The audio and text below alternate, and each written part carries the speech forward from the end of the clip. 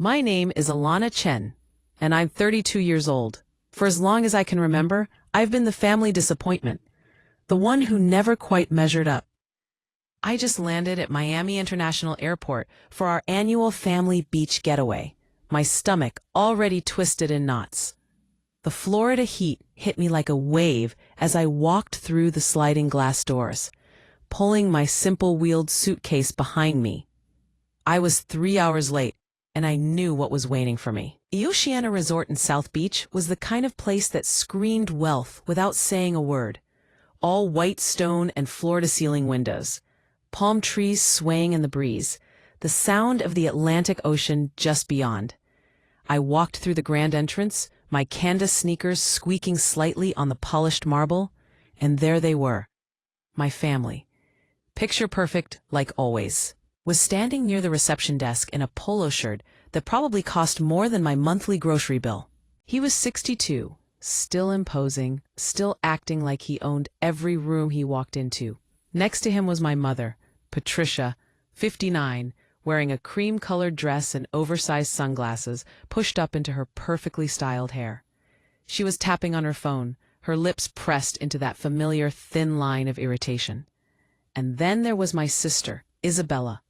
Bella, as everyone called her. She was 29, 3 years younger than me, and she glowed. That's the only word for it. She stood there laughing, her long dark hair catching the light, her hand resting on the arm of her husband, Ethan. Ethan was 30, tall, blonde, blue-eyed, the kind of man who looked like he'd stepped out of a yacht club advertisement. Their daughter, 4-year-old Maya, was tugging on a potted plant nearby, her little sundress already smudged with something sticky. I approached slowly, my throat tight. I could feel my heart pounding. "I'm so sorry I'm late," I said, my voice barely carrying over the hum of the lobby. There was a delay with the flight, some kind of mechanical issue. My mother didn't even look up from her phone. She just sighed, this deep, disappointed sound that I'd heard 1,000 times before. "You're always late, Alana. Always. We've been standing here for almost an hour. Your father is exhausted." Bella turned toward me, and for a second, I thought she might smile. But then her eyes traveled down to my simple black travel outfit, my worn suitcase, and her expression shifted. It was that look, the one that said she was assessing me and finding me lacking as usual.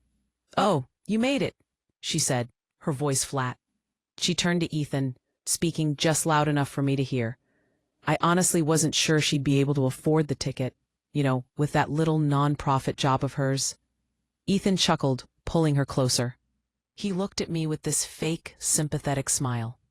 "Come on, babe. She's trying her best. Trying my best." That's what they all thought. That I was barely scraping by, working at some tiny, struggling charity called Hope Connect. In their minds, I was handing out donated clothes in a church basement, making maybe $30,000 a year. Perpetually single and perpetually broke. They pictured me eating ramen noodles and shopping at thrift stores. A well-meaning but hopelessly naive do-gooder who didn't understand how the real world worked.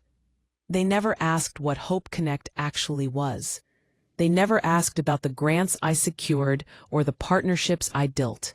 They never asked about the coding systems I designed or the international networks I managed. It was easier for them to slot me into the failure box. It made their own lives look more successful by comparison. My little charity work was the perfect contrast to Bella's glamorous marriage and my father's corporate achievements. My father finally turned away from the bellhop and looked at me. It wasn't a warm look. It was the look you'd give a subordinate who disappointed you. "Alana," he said curtly, "you're here. Good. We've been waiting long enough." I said I was sorry, Dad. The airline. He cut me off with a wave of his hand. "Excuses don't change the fact that you're disorganized, Alana. They never have." He turned back to the reception desk, dismissing me entirely. I stood there, feeling about 2 inches tall, the familiar ache of not being good enough settling into my chest. Bella's voice cut through again, sharper this time. Oh, Alana, I just realized something. She laughed, but it wasn't a kind laugh. I told Mom and Dad we only needed to book rooms for the actual family. You know, me, Ethan, and Maya. She wrapped both arms around Ethan's waist, leaning into him. We're a real family unit. We need the space for Maya's things. Toddlers have so much stuff. You know how it is. I stared at her. What do you mean? There's no room for me? Ethan jumped in, his voice dripping with condescension. Well, you're just one person, Alana. You're flexible. You can figure something out, right? That's one of the perks of being single. He paused, looking me up and down. I'm sure there's a budget motel just off Collins Avenue. We can text you the address once we're settled. A budget motel. He was suggesting I stay at a cheap roadside place while they enjoyed their 5-star suites. The insult landed like a slap. Before I continue, I want to tell you something. This is Revenge Stories, a home for quiet courage and true endings. If you feel my words, please like the video, subscribe to the channel, and tell us in the comments where you're watching from. Help us build this community so we can bring more interesting and exciting stories for you from around the world. Your help is much appreciated.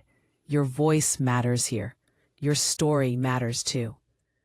I stood there frozen, my face burning with humiliation. Other guests were glancing over, curious about the scene unfolding. I felt the concierge's pitying stare. My mother finally looked up from her phone. Alana, don't make a scene, she hissed. People are watching. Just be reasonable and find a standard room somewhere. Don't ruin everyone's vacation over a little booking misunderstanding. A little misunderstanding. As if this wasn't deliberate. As if they hadn't planned this exact moment. My mind raced back through the years. I remembered last Thanksgiving, when I'd been so excited to tell my father about a breakthrough in my work. I'd spent weeks developing a new data encryption system. The code finally works, Dad, I'd said, trying to explain the complexity. This could change how we protect sensitive information. He'd nodded absently, his eyes already drifting past me. That's nice, Alana. Then he'd turned completely away from me, his face lighting up. So, Ethan, tell me about that new Tesla. How's the acceleration?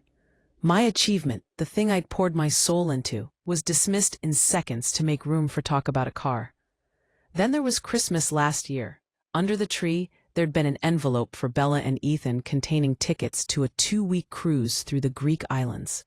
All expenses paid. My gift, opened right after, had been a nice but simple cashmere scarf. The message was clear. They were the priority. I was an afterthought.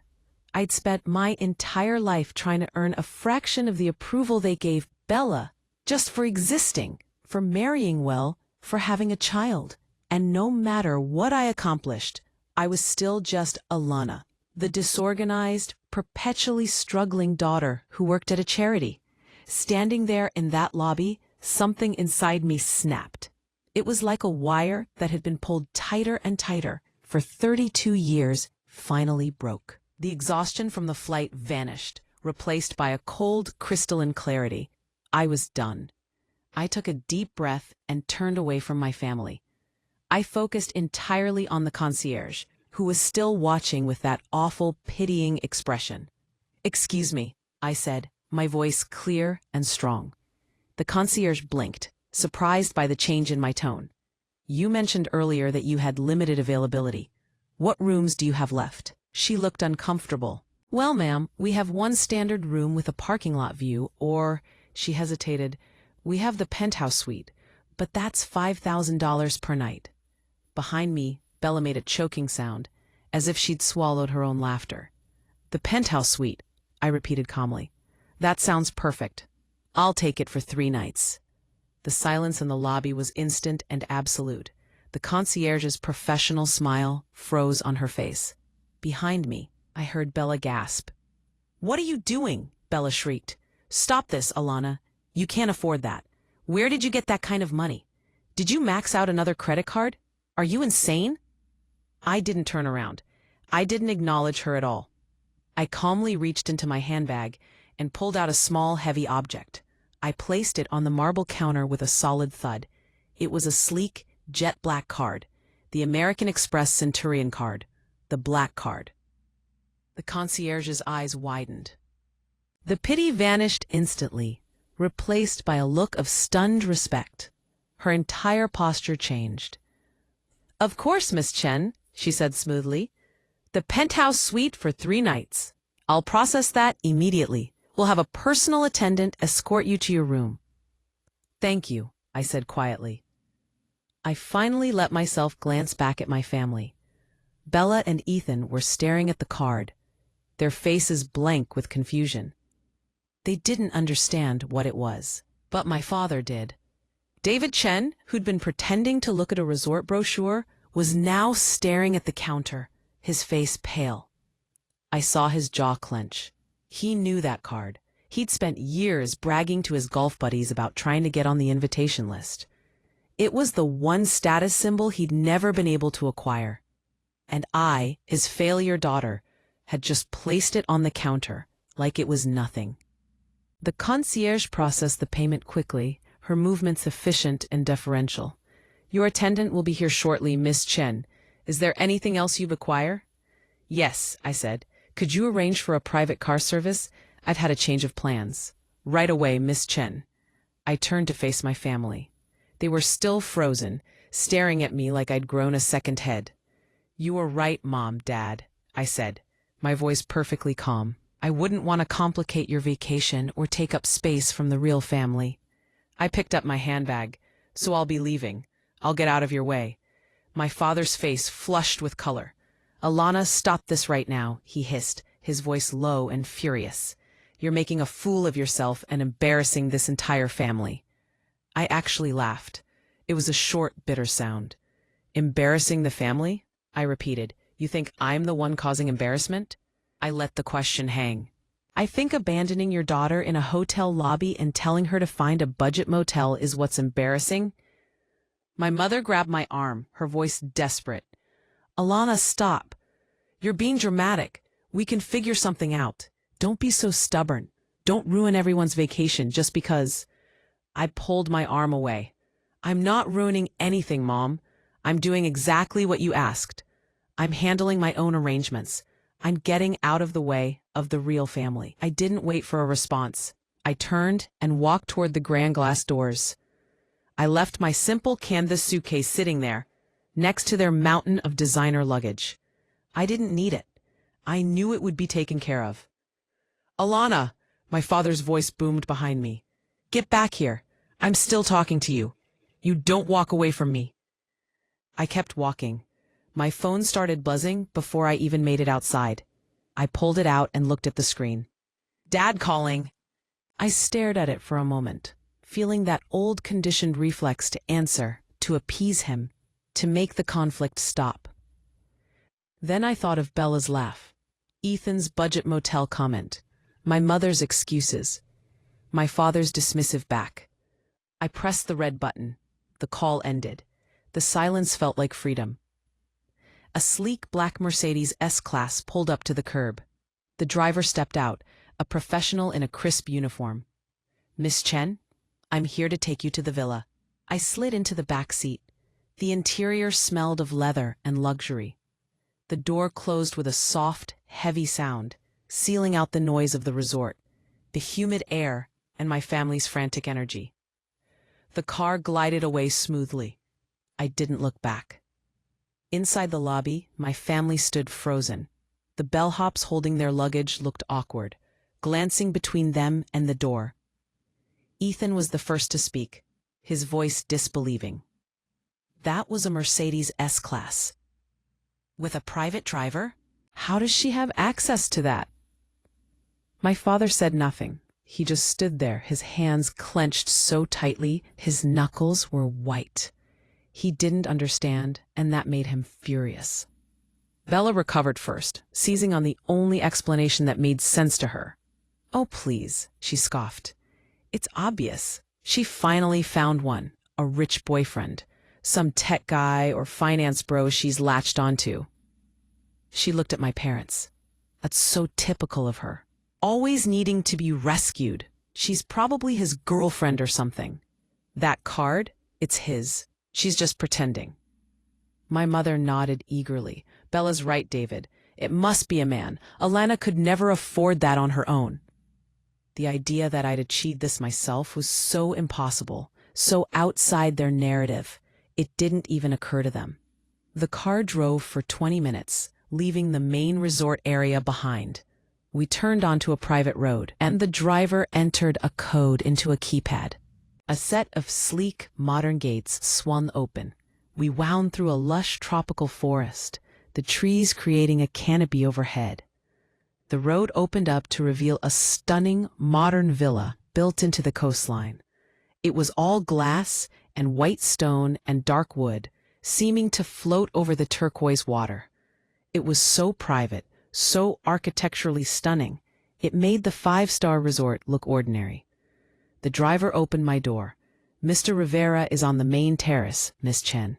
"Welcome." I walked through the open living area, the ocean breeze flowing through. And then I saw him. Julian was standing by an infinity pool that seemed to melt into the horizon. At 46, he was the picture of quiet power. Tall, calm, impeccably dressed in linen and a dark shirt.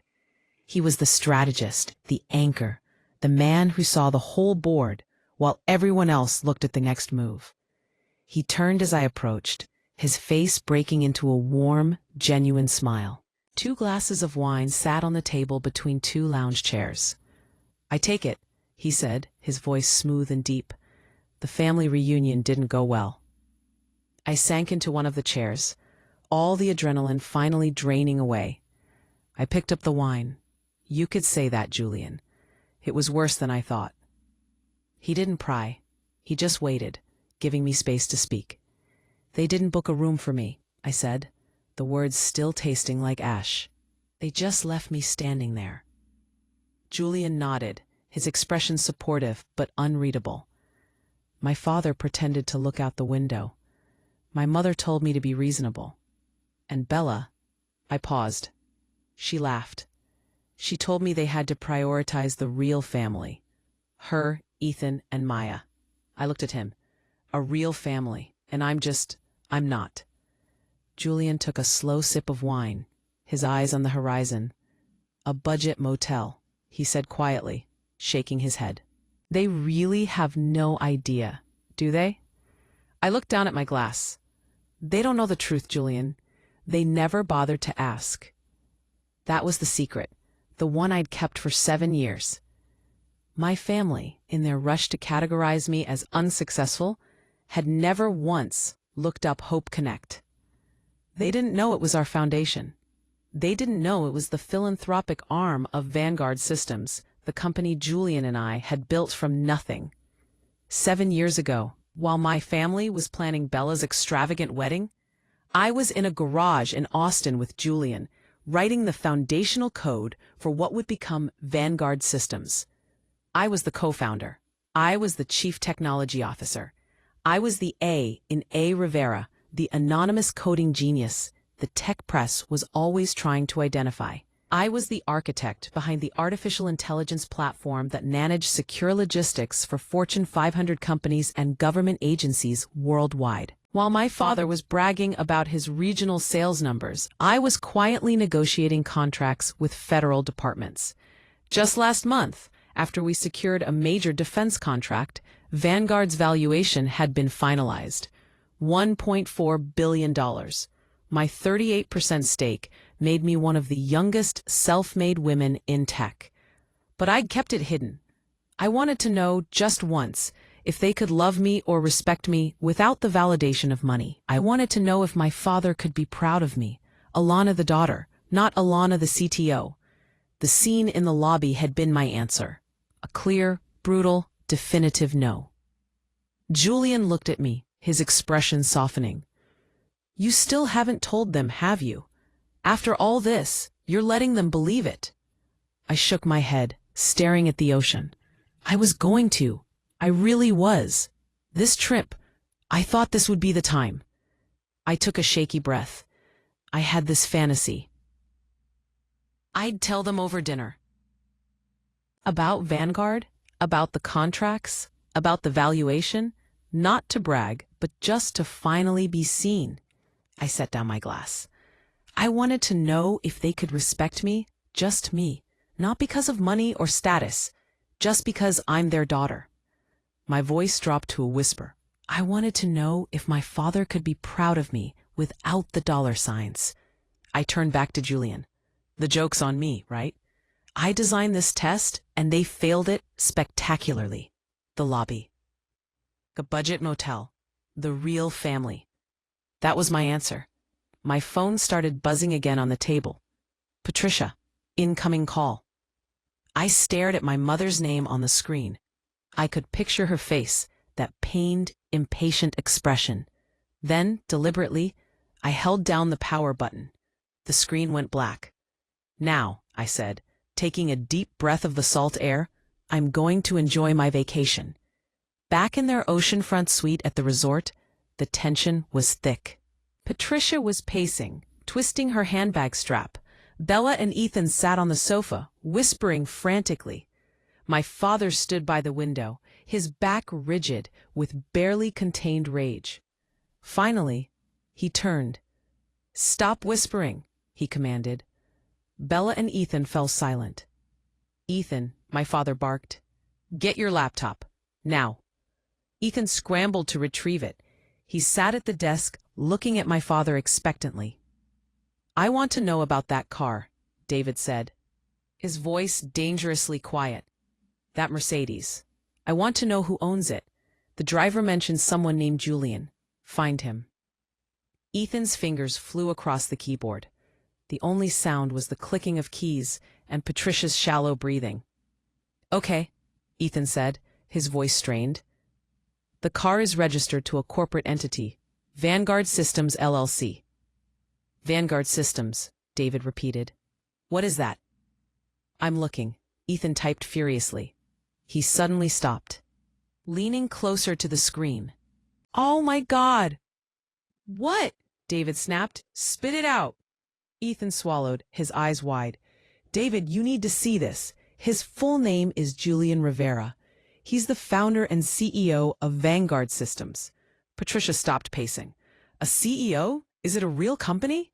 Ethan let out a short, hysterical laugh. "Patricia, it's not just real. This company, they're huge.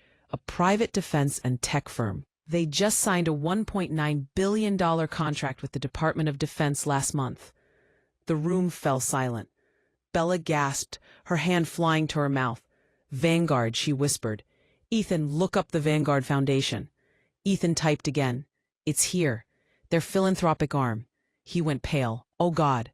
The Vanguard Foundation is the primary funding source for Hope Connect." "Hope Connect," Patricia repeated faintly. "That's Alana's little charity." "It's not her charity, Mom," Bella said, her voice rising. "It's their charity. It's his. That's the connection." Patricia sank onto the bed. "So, Alana knows him. She knows the CEO of a billion-dollar company. Why didn't she tell us?" David slammed his hand on the desk, making everyone jump. "Don't be a fool, Patricia," he roared. "She doesn't just know him, she works for him." Bella seized on this. "That's it. She's his employee, probably his executive assistant. That's why he sent a car. That's why she has that credit card. It's a company card." "David," Ethan said carefully, his face pale, "an executive assistant with a Centurion card? That's unlikely." "I don't care," David spat. "She's been hiding this, lying to us for years, working for this tech mogul while pretending to be some struggling victim." Patricia looked bewildered. "But why hide a good job?" "Because she's manipulative," David said. "She's been playing us. She stood there and let me believe she was nothing. She's been laughing at us." The next evening, Julian had arranged dinner at Azure, an exclusive restaurant that overlooked the water. It was intimate, maybe 12 tables total, each one perfectly spaced. The entire back wall opened onto the beach, the sound of waves providing a natural soundtrack. We were seated at the best table, a corner that offered views of both the ocean and the room. We were discussing the Frankfurt expansion, our European data hub, the new logistics algorithm I'd been perfecting. "That's my CTO," Julian said, raising his glass. Always 3 moves ahead. We clinked glasses, comfortable in our element, discussing billion-dollar strategies with ease. That's when I felt their eyes on me. I glanced to the left, using the reflection in the glass wall. There they were, at a small awkward table near the kitchen. Bella and Ethan. They must have pulled strings just to get a last-minute reservation, all to spy on us. They were pretending to read their menus, but their attention was fixed entirely on us. Bella was whispering furiously behind her napkin. Ethan was staring at Julian with pure envy. I turned back to Julian and smiled, deliberately ignoring them. We continued our conversation, laughing, discussing our work. 2 equals, 2 partners, comfortable and powerful. We were halfway through our meal when the shadow fell over our table. Bella was standing there, her knuckles white as she gripped an empty chair. Ethan lingered behind her. "I don't know what kind of game you're playing, Alana," she hissed, "but it stops now. You're making a fool of yourself." I slowly placed my fork down. I took a sip of wine, letting the silence stretch. Finally, I looked up at her, my expression cold. "A game, Bella? I'd call being abandoned in a hotel lobby by my entire family a game." "I'm just taking care of myself, like Dad suggested." Before Bella could respond, Julian stood up. He was taller than Ethan, his presence commanding but calm. He offered Bella a polite smile. "Good evening. You must be Bella," he said smoothly. "I'm Julian Rivera. It's a pleasure to finally meet you. Alana has told me so much about you." His politeness threw her off balance. She stared at him, momentarily speechless. She recovered, her voice sneering. "So this is it? This is your boss? He must pay you really well. How much does he give you to afford a black card and a Mercedes, Alana? Is that part of your bonus package?" Julian let out a soft laugh. It wasn't humor, it was irony. "You've misunderstood, Bella. Alana doesn't work for me." He paused. "She and I are partners. We built Vanguard together, from the ground up in a garage, 7 years ago." He gestured toward me. "I'm the CEO. Yes, I handle the board and the investors. But Alana is the Chief Technology Officer. She isn't just part of the company, Bella. She's the brain behind it. Every piece of code, every algorithm, every contract we've won, that was her. I'm just the suit." The blood drained from Bella's face. Ethan looked like he'd been struck. "CTO," Bella stammered. "You're lying." I finally set my glass down. "You're right, Bella. I didn't go to an Ivy League school. You went to Brown, I went to MIT. Graduated with honors in computer science and AI. I leaned forward. "But I don't blame you for forgetting. It was the same spring you were choosing between Vera Wang and Monique Lullier for your engagement party." Bella was silent, staring at me like her world was tilting. "You decided I was the failure," I continued quietly. "You decided I didn't fit your narrative. And why? Because I wasn't obsessed with money and status? Because I wasn't you." I picked up my wine. "Tonight, when my own mother told me I wasn't part of the real family, and you told me to find a budget motel, I got my answer. You can't love me. You never could." Julian turned his polite smile back to Bella. "And just in case you're still wondering about that company credit card, Bella, Alana's 38% stake in Vanguard was officially valued last week, $1.4 billion. Bella's face went white. She stumbled backward, grabbing the chair for support. Billion? I took a calm bite of my meal. "That's right, Bella. Now you can go back to your table and report to Mom and Dad." Bella didn't walk back. She stumbled. Ethan stood as she approached, annoyed. "Well, what happened?" She collapsed into her chair. "Billion," she whispered. "He said 1.4 billion. He said she's the CTO. He said she went to MIT. Ethan's eyes widened, the color draining from his face. "She's a billionaire. Alana's a billionaire." Bella stared at him. "We told her to go to a budget motel." Ethan threw cash on the table. "We have to tell your father, now." They ran out of the restaurant. They burst into David and Patricia's suite without knocking. "She's a billionaire," Bella shouted. David lowered his phone. "What did you say?" "It's true," Ethan gasped. Alana's not a charity worker. She's the co-founder and CTO of Vanguard Systems. That guy Julian Rivera is the CEO. The company's worth over $1 billion. Patricia dropped her magazine. What? That's impossible. It's true, Bella shrieked. She went to MIT. She's been lying to us for years. David roared, a guttural sound of rage. He swept his arm across the bar, sending a glass shattering. She dared, he bellowed. She played us. She sat there and let us. Patricia had a different realization.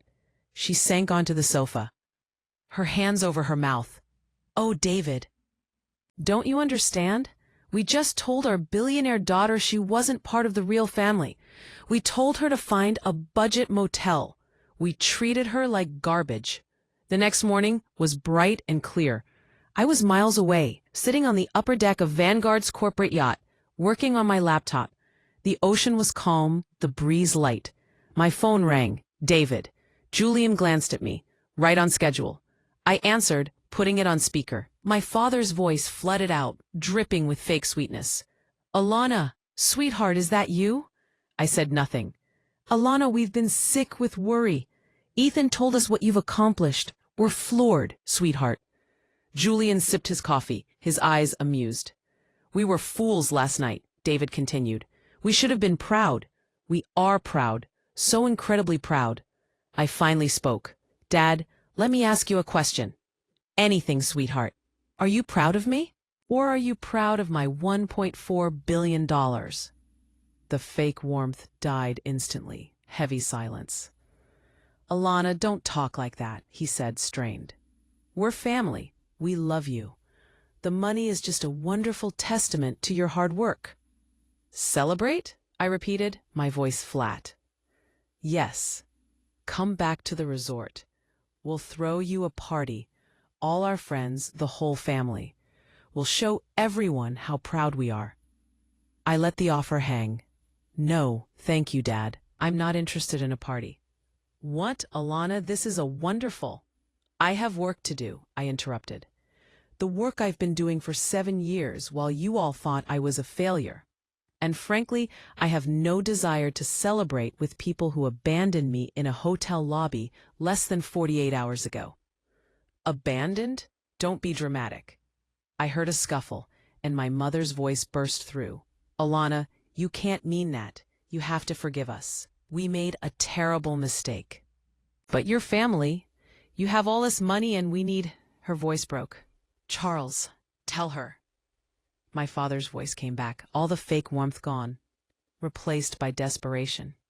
Alana, he said, his voice low. The company. My company is in trouble. I waited. It's the audit. I made bad investments. I'm in serious debt. The bank is calling my loans. I'm going to lose everything. I closed my eyes. So that was it. I need a loan, sweetheart. A significant one. You're my daughter. You can help. There it was. The real reason. They didn't see a daughter they'd wronged. They saw a bank. So that's it, I said quietly. That's the real reason. You need my money. I ended the call. I can't believe it, I whispered to Julian. I actually thought for a second he felt bad. You can't be surprised, Julian said gently. This is who they've always been. He didn't even try to hide it, I said, anger rising. He saw a solution. A walking ATM. I stood, gripping the railing. After everything, the lobby, the budget motel, the real family, and now he wants a loan. Julian's satellite phone rang. The emergency line. He answered immediately. Thorne. He listened, his back going straight. The color drained from his face. What? Where? When did this happen? He stood, pacing. Is she stable?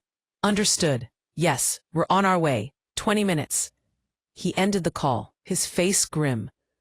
He looked at me. Alana, he said, his voice steady. There's been an accident at the resort, at your family's hotel. My heart began to pound. Who? Is it my mom? My dad? He stepped toward me. It's Maya. It's your niece. He held my gaze. She fell from their balcony. 3rd floor, she landed on the concrete pool deck. The yacht raced back. The Mercedes was waiting. The 20-minute drive to Miami General Hospital was a silent blur. We burst through the ER doors. The waiting area smelled of antiseptic and fear. There they were, my family, shattered. Patricia sat rigid in a chair, her dress rumpled and stained with tears. Bella was collapsed against her, wailing. It wasn't a quiet cry. It was raw, animalistic. Ethan wasn't the polished man from the lobby. He was a wreck, pacing frantically, running his hands through his hair, muttering, "No, no, no." David was slumped against the wall, his face ashen. All the authority was gone. Patricia saw me first. "Alana," she cried, her voice cracking with relief. "Thank God. Maya, she—" But Bella's wailing stopped. She pushed away from Patricia, her head rising. Her face was swollen and streaked with tears and mascara. When her eyes locked on me, they weren't filled with grief. They were filled with hatred. "You," she hissed. She scrambled to her feet, pointing at me. "What are you doing here? To mock us?" "Bella, stop," David whispered, but she didn't hear. "This is your fault," she shrieked, lunging toward me before Ethan grabbed her. "This is all your fault. If you hadn't made that scene, if you hadn't been so selfish, we would have been watching her. This is on you." I staggered back. "My fault? How could this be my fault?" "Yes, your fault," Bella screamed. She tore free from Ethan and lunged, grabbing my pants. "You did this. You ruined everything." She was sobbing. "We were fine until you started this. Until that phone call." My blood ran cold, the phone call. When David begged me for money. "Mom and Dad were devastated after you hung up," Bella yelled. Dad was furious. Mom was hysterical. Ryan and I needed a minute. We went for a walk. Just 10 minutes. We left Maya with them. Her breath hitched. But they were distracted, fighting about you, about your money. They were distracted, and she climbed over the railing. She took a staggering step closer. If you hadn't called, they would have been watching her. This never would have happened. You killed my daughter. The accusation was monstrous. I felt the world tilt, my knees buckle. Julian's hand steadied me. "Bella, be quiet," David finally spoke, his voice rough. "This is not the time. Stop it." Was he defending me, or just terrified of the truth being screamed in public? The double doors to the trauma bay swung open. A doctor in blue scrubs stepped out, his face grim. "Family for Maya Chen?" David and Ethan surged forward. "That's us. I'm her father," Ethan pleaded. "I'm her grandfather," David said. "How is she? Is she alive?" The doctor looked at them. "Your daughter is alive. We've stabilized her for now." A collective sigh of relief. However, the doctor continued. "The fall was significant. She has a severe traumatic brain injury. There's swelling.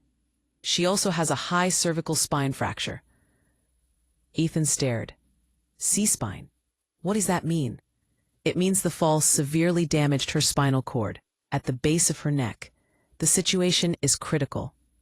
We need to relieve the pressure immediately, or—" He didn't finish.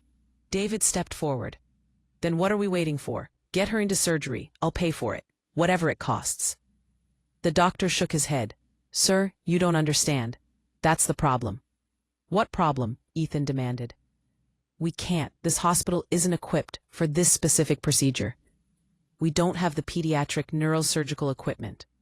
And even if we had the equipment, we don't have the specialist. There are maybe 4 surgeons in the country who specialize in this type of pediatric spinal trauma." The doctor's words hung heavy. "There's one person, the leading expert, Dr. Nathaniel Cross. He's the head of neurosurgery at Johns Hopkins in Baltimore." "Baltimore?" Ethan said. "Then call him. Get a helicopter. Whatever it takes." "It's not that simple. To move her safely, we'd need a fully equipped critical care medical flight, a medevac jet." "Then call them," Ethan shouted. "I don't care what it costs." The doctor held up his hand. "Mr. Chen, please listen.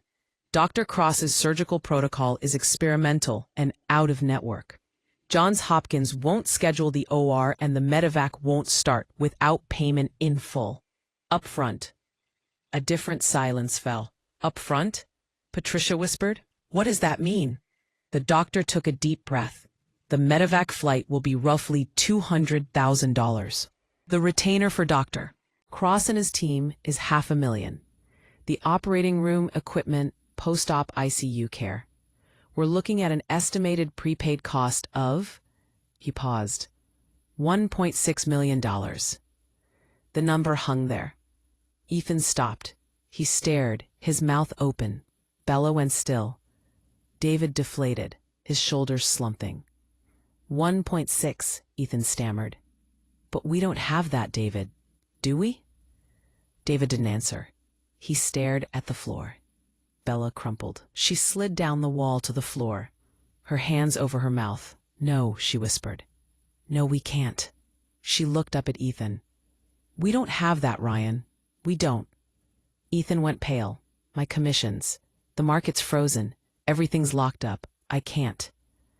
Bella's head snapped toward David. Dad, she screamed, grabbing his leg. Dad, you have to. Your company. You're rich. Just pay him. David didn't move. He looked like he'd aged 20 years. Dad, Bella shrieked. Did you hear me? Pay the doctor. David looked down at her, his eyes blank. I can't, Bella. What do you mean you can't? The company, David choked out. The audit. It's serious. They've frozen the accounts. All of them. I can't access that kind of money. It would take weeks. The doctor stepped in. I'm sorry, Mr. Chen, but we don't have weeks. We have hours. 3, maybe 4. If we don't get your daughter into that operating room, the swelling will become permanent. She'll never walk again. Or worse. Bella let out a sound that wasn't human, a raw wail of despair.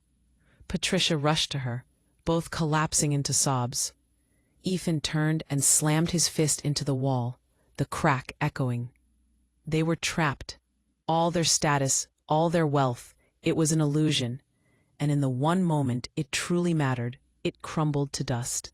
Bella was a heap on the floor, her breathing ragged.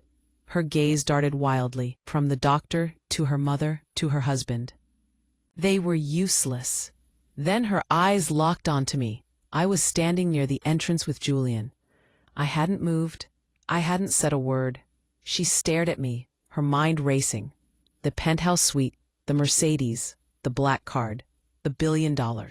You, she whispered. Before I could react, she lunged. She didn't stand. She crawled across the floor on her hands and knees. She reached me and grabbed my pants, her grip desperate. Alana, she screamed. Please, you have to. You have the money. I know you do. I looked down at her, feeling nothing but emptiness.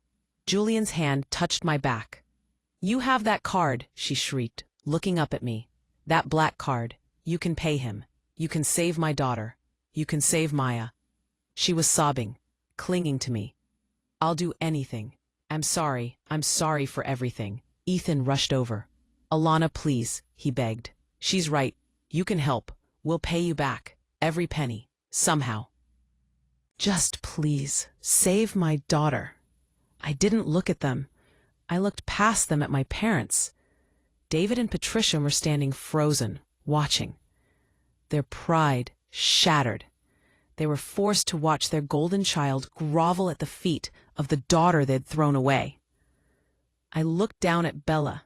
She was clinging to my leg, her sobs echoing. My face was blank. I felt nothing. Just cold clarity. Slowly, I bent down and peeled her fingers off. She looked up at me, begging. I stepped around her and walked past my stunned family. I stopped directly in front of the doctor. Doctor, I said, my voice cutting through Bella's sobs. You said Dr. Cross at Johns Hopkins is the specialist. Yes, he said, frowning. But as I explained, transporting Maya is too high risk, I interrupted. So we won't transport the patient. I held his gaze. We'll transport the surgeon. What if we could bring Dr. Cross? Cross here with his team and equipment? The doctor stared at me. Miss Chen, we're talking about mobilizing an entire surgical team with specialized equipment from Baltimore. That's logistically impossible. Who could possibly do that? He asked. I didn't answer. I turned to Julian, who was already pulling out his phone. Julian, I said. On it, he replied. Call Dr. Cross directly. Use my authorization. Tell him it's a Code Vanguard emergency. Behind me, my father choked. Code Vanguard? Elena, you... I ignored him. Julian put the phone to his ear. Nathaniel. Yes, it's Julian Rivera. I'm fine. Listen, I have an urgent emergency. I'm at Miami General with our CTO, Elena Chen. Her niece, 4 years old, severe C-spine trauma. Yes, exactly. He listened, then nodded. Excellent. I'm sending the company's Gulfstream G650 to Baltimore now. It'll be at your private hangar in 30 minutes. Bring your team and equipment. We'll handle everything here. So, he ended the call and turned to the doctor. Dr. Cross is on his way. The Vanguard Gulfstream is en route to retrieve him and his team. They'll be airborne within the hour and land here in 90 minutes. He glanced at David. Vanguard will assume all financial responsibility. You won't see a bill. The doctor looked stunned. He nodded and hurried back to the trauma bay. Silence. Bella, Ethan, David. And Patricia just stood there, frozen. Shock, confusion, and dawning horror on their faces. This was it, the moment the narrative shattered. Alana, the failure. Alana, the disorganized one. Alana, the charity worker who couldn't afford her own hotel room. That Alana was the only one who could save Maya's life. She'd done it with a single calm phone call that mobilized a private jet and one of the most famous surgeons in the world. Part 2. Patricia was the first to speak. Alana, she stammered, that phone call. Moment the narrative shattered. This was it, the moment the narrative shattered. One. Alana stammered out loud, Alana. He called you the CTO. You're the CTO. I turned to look at her. No anger, no triumph, just the end. You were right, Mom, I said. I am alone. I've always been on my own. So I learned how to take care of myself. I turned to Bella. She was still on the floor, trembling. And you were right too, Bella.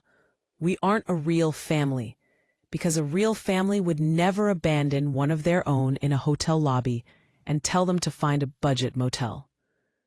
I didn't wait for a reply. I turned my back on all of them.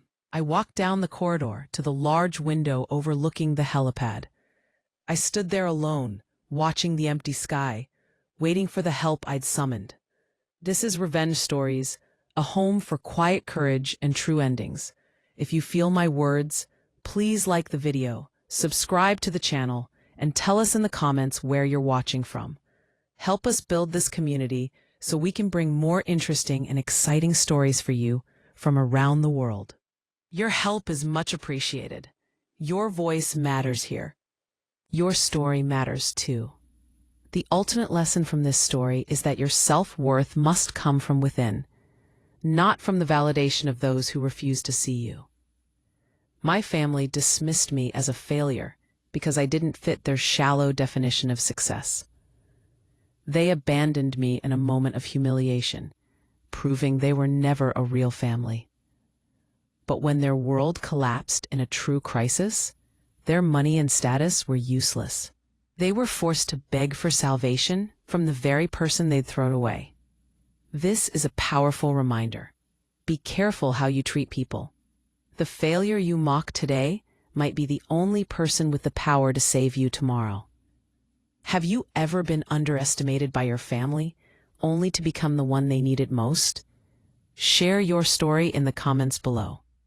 The hours that followed were the longest of my life, but not for the reasons my family might have thought. I wasn't consumed with worry or fear or even anger. I felt a strange, hollow calm.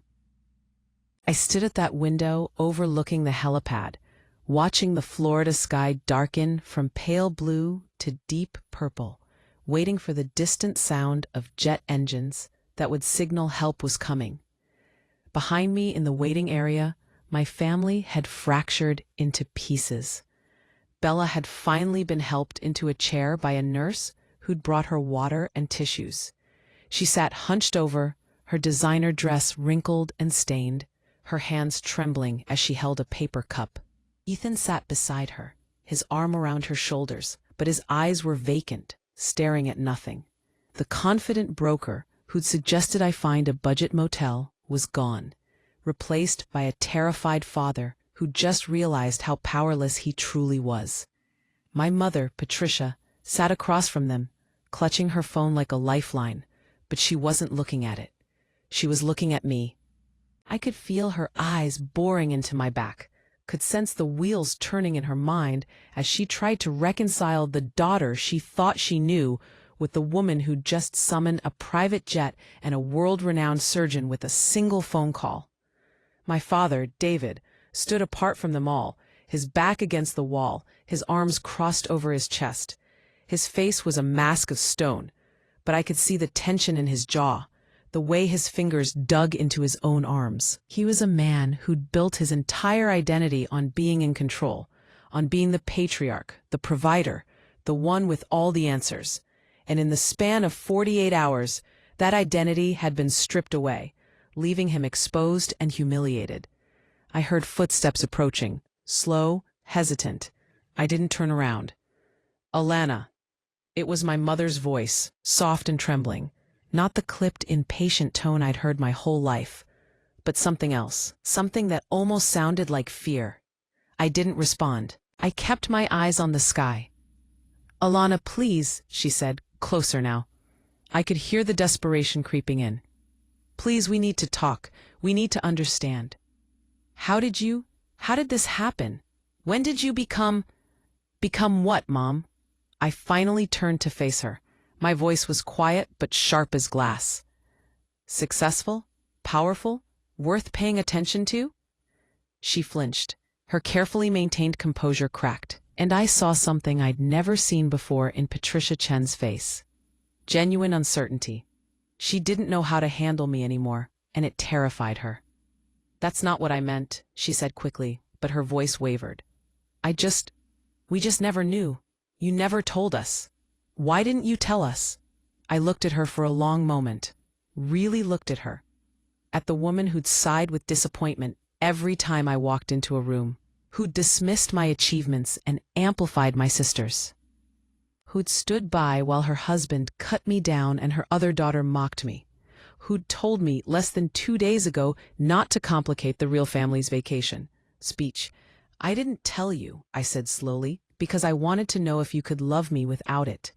I wanted to know if I mattered to you just as your daughter, not as a status symbol or a disappointment, or a reflection of your success." I paused. "And now I know the answer. Alana, that's not fair." "Isn't it?" I interrupted. "Tell me, Mom, when was the last time you asked me about my work? Not to dismiss it, not to compare it to Bella's marriage or Dad's business deals, but to actually ask what I do, what I care about, what I've built." She opened her mouth, but no words came out. She couldn't answer because she never had, not once in 7 years. "That's what I thought," I said. I turned back to the window. "You should go sit down, Mom. Doctor Cross'll be here soon." I heard her breath catch, a small wounded sound, but she didn't argue. Her footsteps retreated, and I was alone again. 15 minutes later, I heard it. The distant whine of jet engines growing louder, closer. I pressed my hand against the cool glass of the window and watched as the Vanguard Gulfstream appeared in the darkening sky, its lights blinking like stars. It was a beautiful aircraft, sleek and powerful. One of the fastest private jets in the world. Julian had bought it 3 years ago, and I'd been with him when he'd chosen it. We'd joked that it was our flying office, our escape hatch, our reminder that we'd built something real. Now it was a lifeline. The jet touched down smoothly on the hospital's private helipad, and within minutes the rear door opened. A team emerged, moving with practiced efficiency.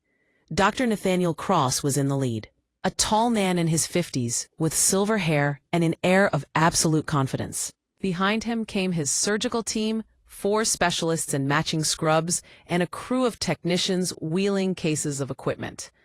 The doctor who delivered the devastating news earlier met them at the entrance, and I watched through the glass as they conferred quickly, Dr. Cross nodding, asking questions, already taking command of the situation.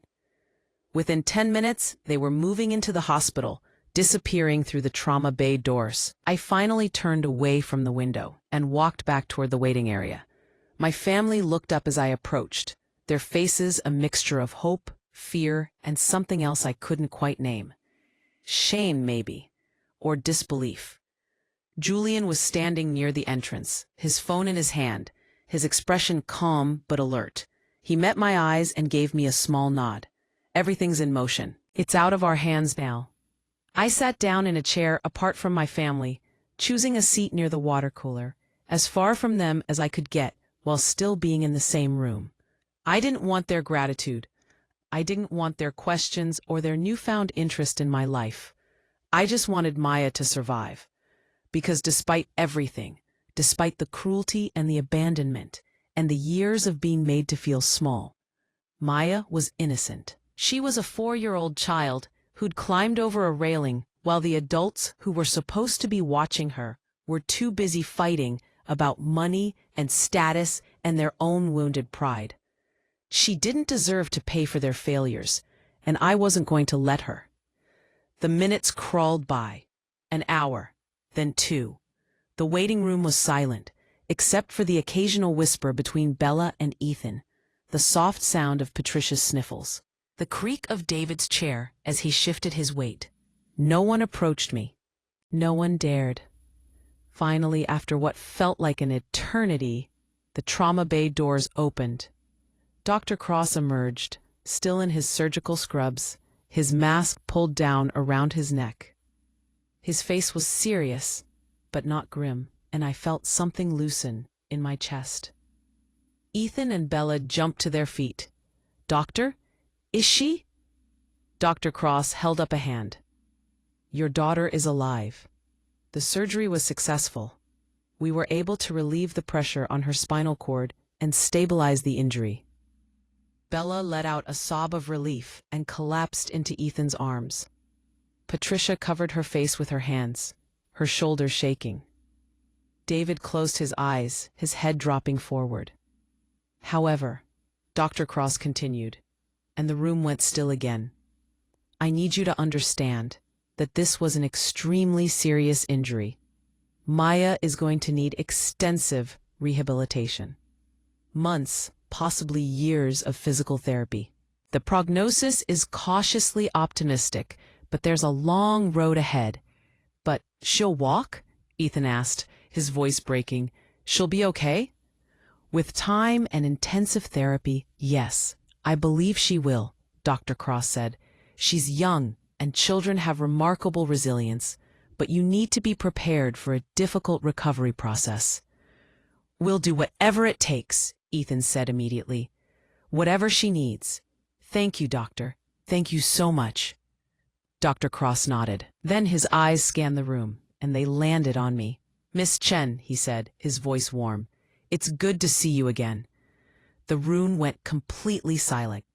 Everyone turned to stare at me. "Dr. Cross," I said, standing up, "thank you for coming so quickly.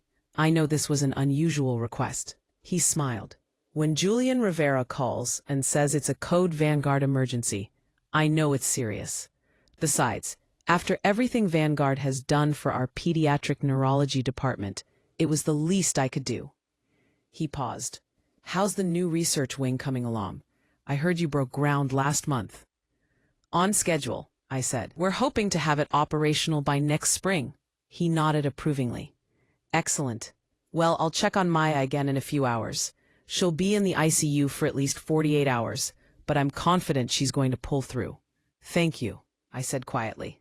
He gave me one mere nod and disappeared back through the doors.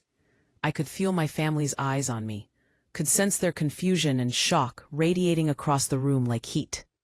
"The research wing. Code Vanguard. It's good to see you again." Every word was another crack in the facade they'd built around who they thought I was. Bella was the first to find her voice. "You know him," she said, her voice hoarse from crying. You've met him before. You've worked with him." I didn't answer. I didn't owe her an explanation. "The research wing," David said slowly, his voice rough. "You funded a research wing at Johns Hopkins." It wasn't a question, but I answered anyway.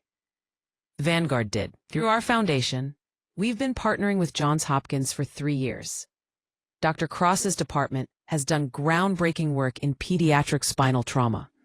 It seemed like a worthwhile investment." The words hung in the air. A worthwhile investment. Millions of dollars, donated casually like it was nothing. Because to me, to the company Julian and I had built, it wasn't nothing, but it also wasn't everything. It was just what we did. We saw problems, and we solved them. We saw opportunities to make a difference, and we took them.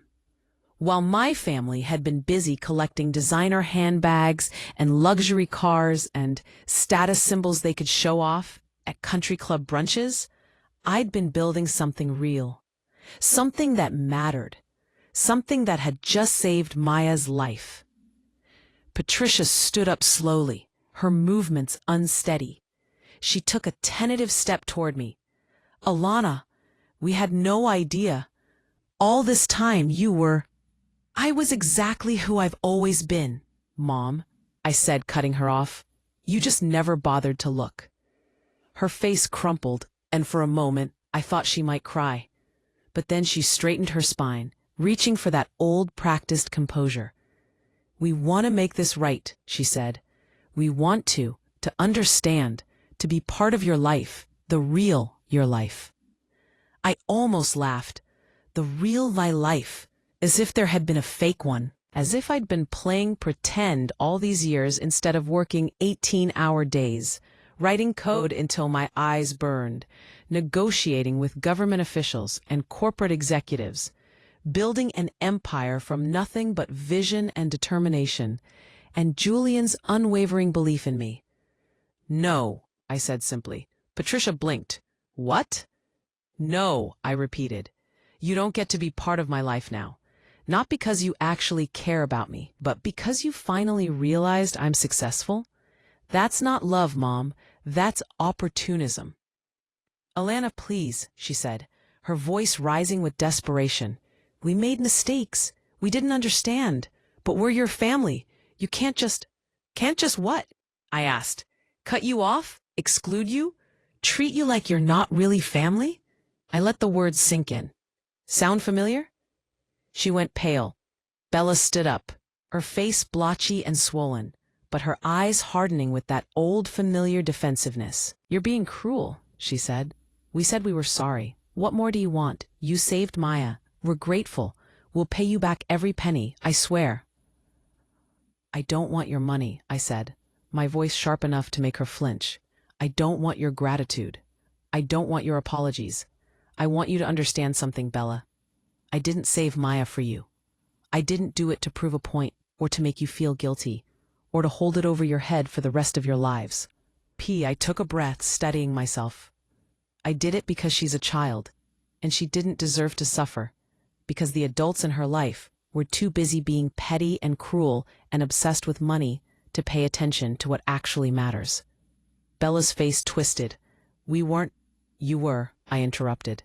"You all were. You were so distracted by my money, by your shock that I wasn't the failure you'd convinced yourselves I was, that you forgot to watch a 4-year-old child on a third-floor balcony." The accusation landed like a physical blow. Bella staggered back, her hand over her mouth. Ethan went gray. Patricia let out a small, wounded cry. And David, my father, he finally moved. He pushed off from the wall and crossed the room toward me, his face dark with anger. "That's enough," he said, his voice low and dangerous. "You've made your point, Alana. You've humiliated us enough. You've proven you're richer and smarter and more successful than all of us. Congratulations. You win." But don't you dare blame us for what happened to Maya. I looked up at him, this man who'd loomed over my entire childhood like a thundercloud, whose approval I chased and never caught, whose disappointment had shaped me into someone who worked twice as hard just to feel half as worthy. And I felt nothing. "I'm not blaming you for the accident, Dad," I said quietly. "I'm blaming you for everything that led up to it. For teaching Bella that her worth was tied to her marriage and her ability to produce grandchildren. For teaching me that I didn't matter unless I fit your definition of success. For creating a family where love is conditional and status is everything, and people are ranked like investments based on their return value." His face went red. "How dare you?" "How dare I what?" I stood up, and even though he was taller, even though he'd spent my whole life making me feel small, I didn't back down. "Tell the truth? Hold you accountable? Refuse to pretend that everything's fine just because you suddenly need something from me." We stood there, locked in a silent battle of wills. For the first time in my life, I wasn't afraid of him. I wasn't desperate for his approval.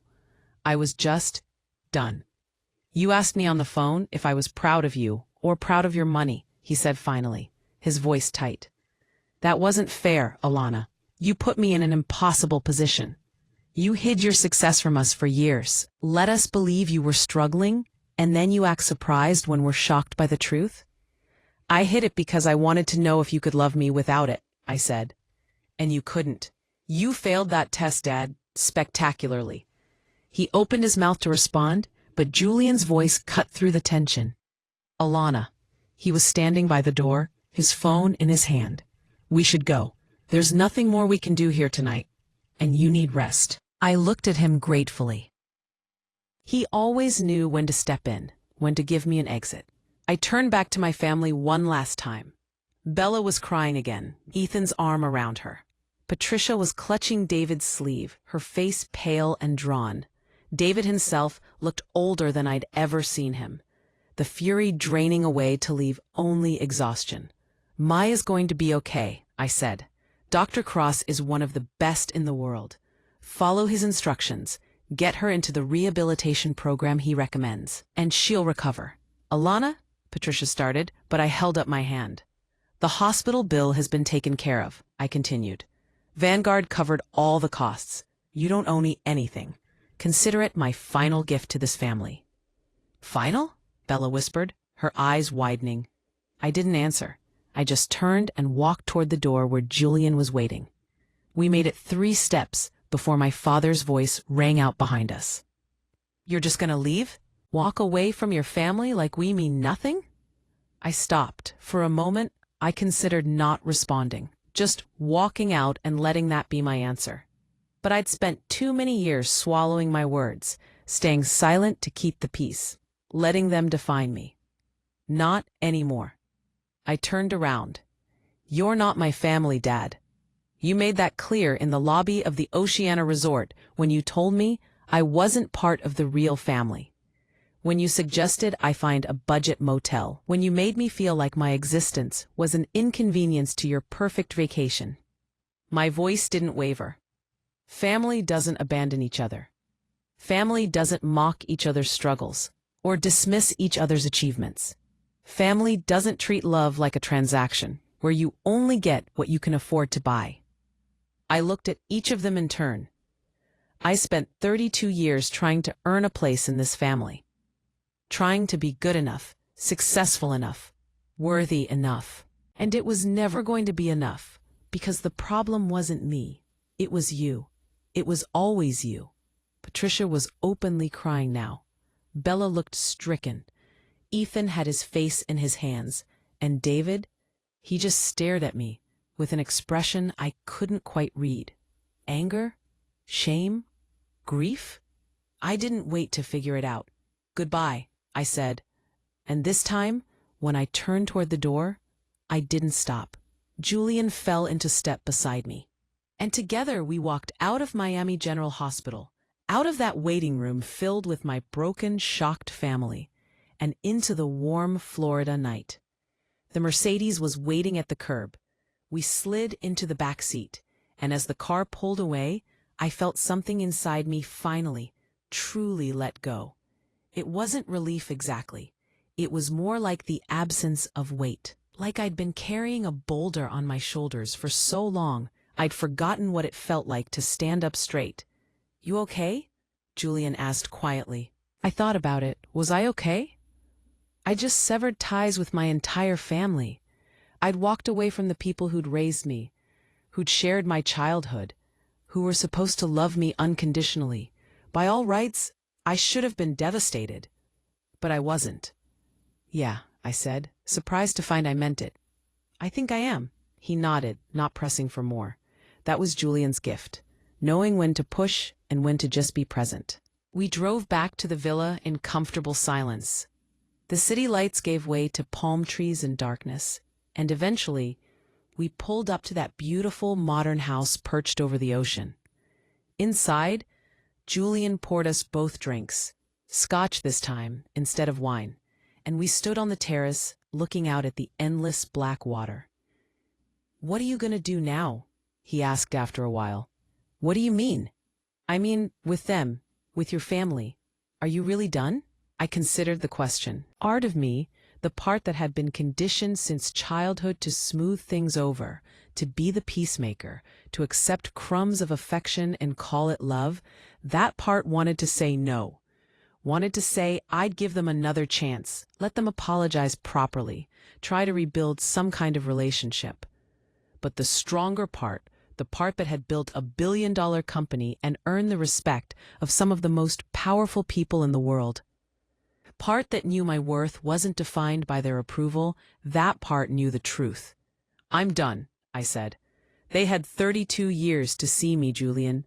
32 years to ask questions, to pay attention, to treat me like I mattered. They didn't. And I'm not going to spend the rest of my life waiting for them to change. They might, you know," he said gently. "This could be a wake-up call. People can grow." "Maybe," I acknowledged. "But even if they do, it doesn't erase the past. It doesn't undo the damage. And I don't owe them my future just because we shared DNA." He raised his glass. "To choosing your own family." I clinked my glass against his. "To choosing your own family." We drank, and the scotch burned warm and cleansing down my throat. The next 3 days passed in a strange, peaceful blur. I stayed at the villa, working during the day, swimming in the infinity pool, eating fresh seafood that Julian's chef prepared, and sleeping better than I had in years. I didn't go back to the hospital. I didn't call to check on Maya, though I knew from Julian's discreet inquiries that she was progressing well, awake and responsive, beginning the long road to recovery. I didn't respond to the calls and texts that flooded my phone. There were dozens of them. Voicemails from my mother, sobbing apologies and pleas to come back, to talk, to give them a chance. Text messages from Bella, swinging wildly between desperate gratitude and angry accusations. Even a few terse messages from my father, trying to sound commanding but coming across as just confused and hurt. I deleted them all without reading most of them.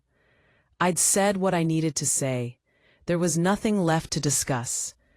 On the 4th day, Julian had to fly back to California for a board meeting. "Come with me," he said, "or stay here as long as you want. The villa's yours." "I think I'll go home," I said, "back to DC. I have work to catch up on, and I need to get back to normal life." He studied me. "You sure you're ready?" "I'm sure." He hugged me, one of his rare displays of physical affection. "I'm proud of you, Alana, for what it's worth." "It's worth everything," I said, and meant it.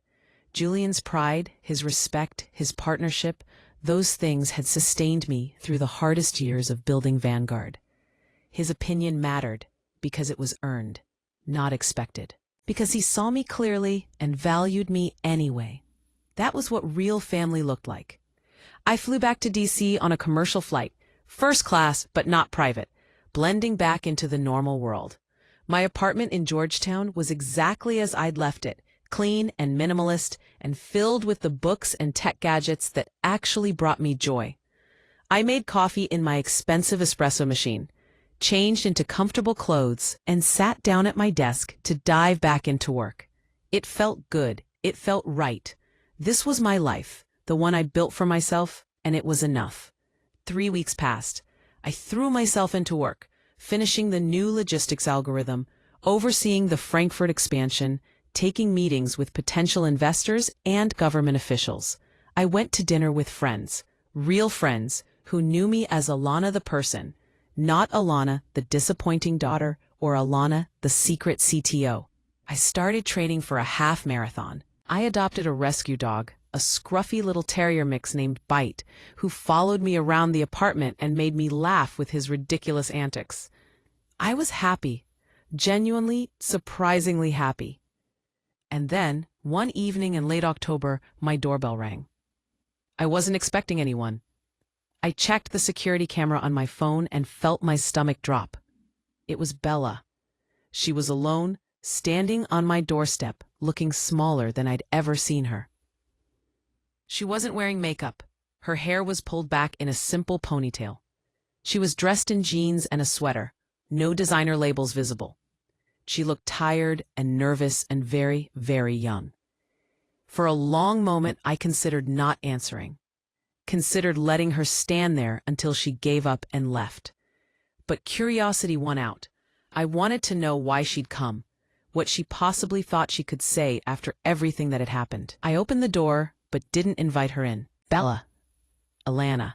She swallowed hard. Can we talk? Please. I hesitated, then stepped back. Come in. She walked into my apartment, her eyes scanning the space with something like awe. It was nice, expensive in that understated way that spoke of real wealth rather than flashy displays. She didn't comment on it. She just stood in the middle of my living room, looking lost. Why are you here? I asked, not unkindly, but not warmly either. Maya's doing really well, she said, not quite answering the question.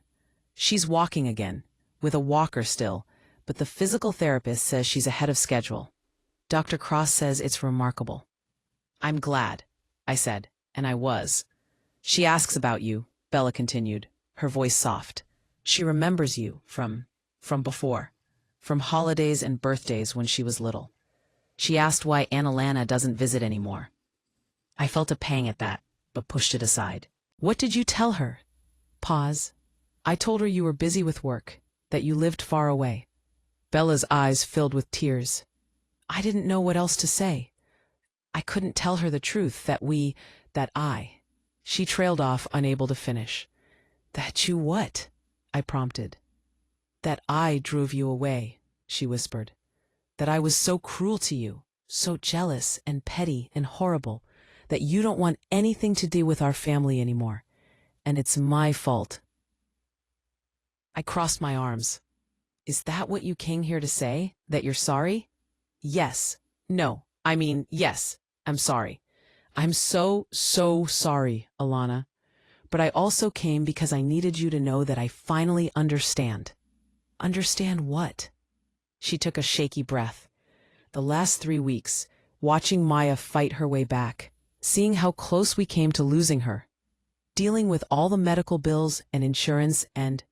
Wait. She stopped. You said Vanguard covered everything, but the insurance company, they tried to deny parts of the claim. They said the experimental surgery wasn't covered. We got letters demanding payment for hundreds of thousands of dollars. I said nothing, but I knew where this was going. And then the letters just stopped, Bella continued. The hospital called and said the bills had been taken care of. All of them. The surgery, the ICU, the ongoing physical therapy. Even the special equipment Maya needs at home.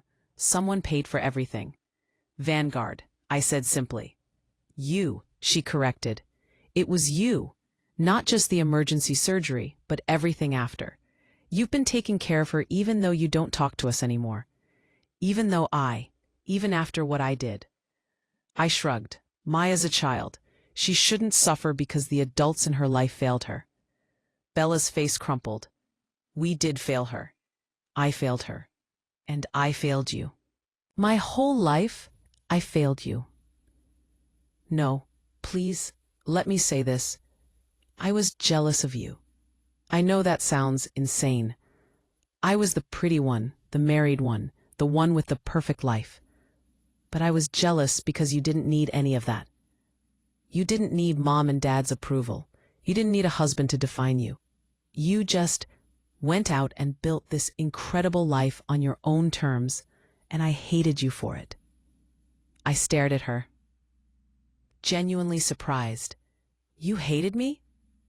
I hated that you were free in a way I never was, she said.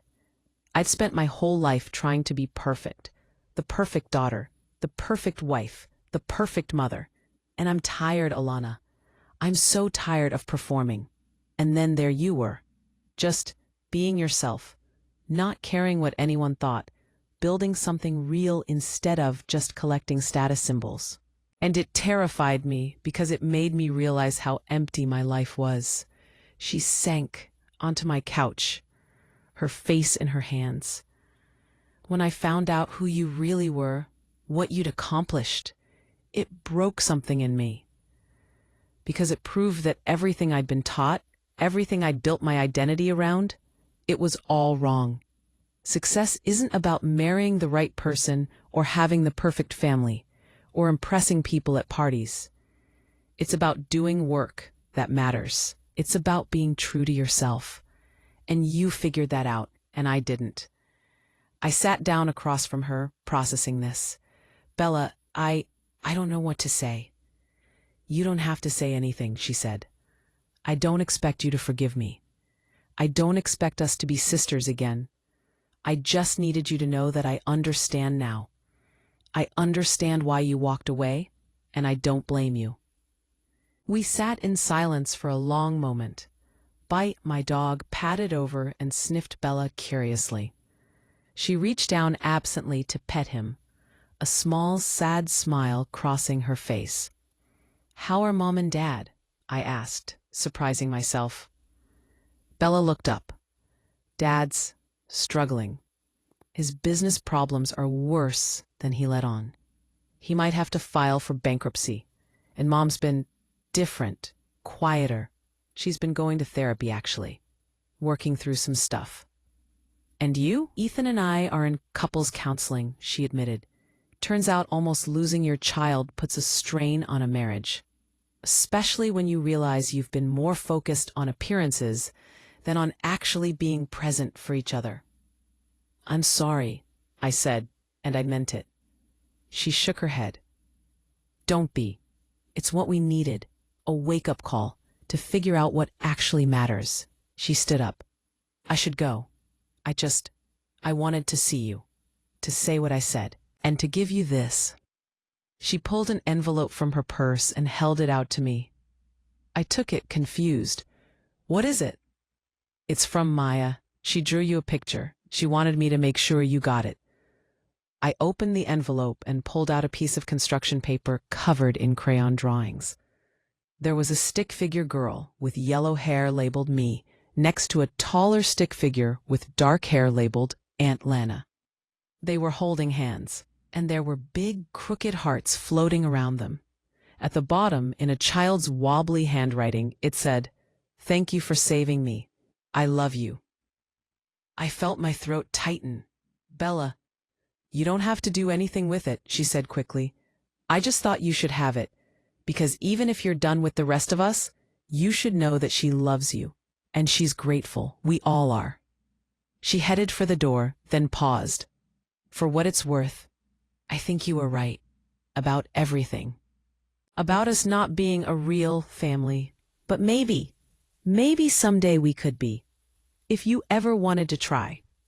Maybe, I said noncommittally. She nodded, not pushing. Take care of yourself, Alana. You deserve all the happiness in the world. And then she was gone. I stood there holding Maya's drawing, staring at those crooked hearts and that wobbly handwriting, and I felt something shift inside me. Not forgiveness, not yet, but maybe the beginning of healing. Maybe the possibility that someday, in some way, we could find a path forward. But it would be on my terms, in my time, if and when I was ready. I put the drawing on my refrigerator where I'd see it every day. A reminder of what I'd saved, yes, but also a reminder that I got to choose. I got to decide who had access to my life, my time, my love. And that was the real victory. Not the money or the success or even the satisfaction of proving them all wrong. The real victory was knowing my worth, regardless of anyone else's opinion. The real victory was walking away from people who diminished me and building a life surrounded by people who saw me clearly and loved me anyway. The real victory was choosing myself. This is Revenge Stories, a home for quiet courage and true endings. If you feel my words, please like the video. Subscribe to the channel and tell us in the comments where you're watching from. Help us build this community so we can bring more interesting and exciting stories for you from around the world. Your help is much appreciated. Your voice matters here. Your story matters too. 6 months later, I was standing in the Vanguard offices in Palo Alto, looking out at the San Francisco Bay through floor-to-ceiling windows. Julian was beside me, both of us holding champagne as our team celebrated around us. We'd just closed another major contract, this one with the European Union, that would expand our reach across 3 continents. I was happy. I was successful. I was surrounded by people who respected me. My phone buzzed. A text message. I almost ignored it, but something made me check. It was from a number I didn't recognize, but the message made me pause. "Hi, Aunt Alana. Mom helped me get a phone. I'm doing really good. I can run now. I wanted to say thank you again. And I miss you. Maybe we could video chat sometime? Only if you want to. Love, Maya." I stared at the message for a long time. Julian glanced over and saw my expression. "Everything okay?" he asked. "Yeah," I said slowly. "I think it might be."